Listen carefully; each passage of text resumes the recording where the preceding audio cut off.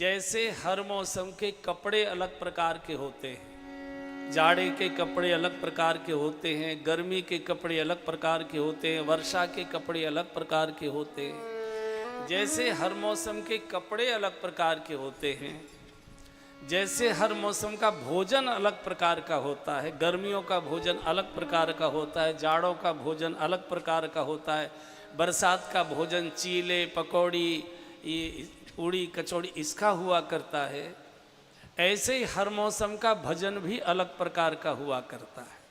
ये जो कलयुग का मौसम है, इसमें शरीर तोड़कर भजन करने की आवश्यकता नहीं है, संभव नहीं है, बहुत कठिन है, बहुत कठिन।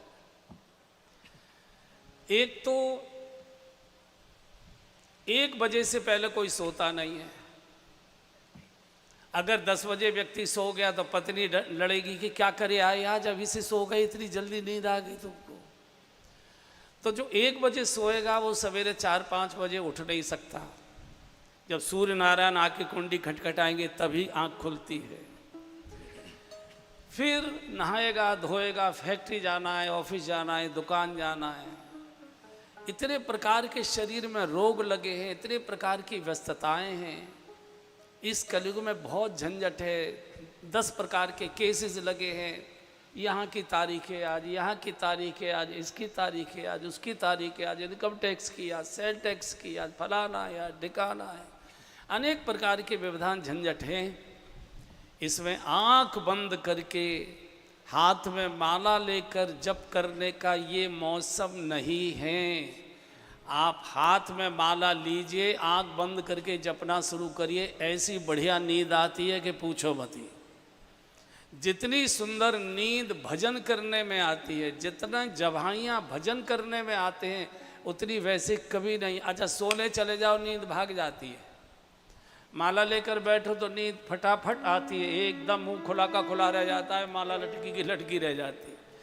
तो आचार्यों को मालूम था कि कलिकाल ऐसा आएगा कि मनुष्य की आयु बहुत कम होगी, संकल्प शक्ति शून्य होगी, शरीर में अनेक प्रकार के रोग होंगे, घर में परिवार में समाज में कलह क्लेश होंगे, अनेक झंझटों में उलझा होगा। ये बैठकर भजन ध्यान नहीं कर सकता। आचार्यों ने कहा कि कुछ मत करो, कलिकाल को इसमें बेड़ा पार करने के लिए 2 ही काम करिए। पूछा क्या करें? बोले कानों से भगवान की बातें सुनिए और होठों से भगवान की बातें करिए, बेड़ा पार हो जाएगा। और ये वैज्ञानिक सिद्धांत है, मैं केवल गपोड़ नहीं बोल रहा हूँ। मनुष्य जो कानों से सटकता है वो मुख के मार्ग से निकालता है, और जो मुख से सटकता है वो मल के मार्ग से निकालता है। ये वैज्ञानिक सिद्धांत है।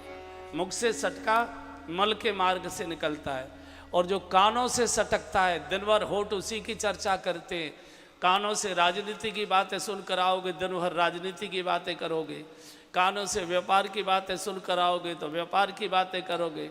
कानों से संसार की बातें सुनकर आओगे तो संसारी की चर्चा करोगे।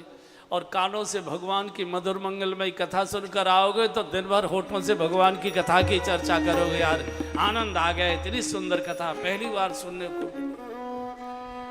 और कानों से जो हम सुनते हैं, होठ हमारे वही बोलते हैं। और दूसरा सिद्धांत बोल रहा हूं, होठ जैसा बोलते हैं हमारा हृदय वैसा ही हो जाया करता है। बंधुओं, कई लोगों को आपने कहते सुना होगा कि नहीं आदमी हृदय का बहुत साफ है, होठों का ही कड़वा है। ये संभव ही नहीं है। जिसके होठ कड़वे होंगे उसका हृदय मीठा हो ही नहीं सकता है। मूली खाओगे तो मूली की डकारें आएंगी, बढ़िया हींग जीरे के छोंक का रायता पियोगे तो बढ़िया हींग जीरे की छोंक की डकारें आएंगी।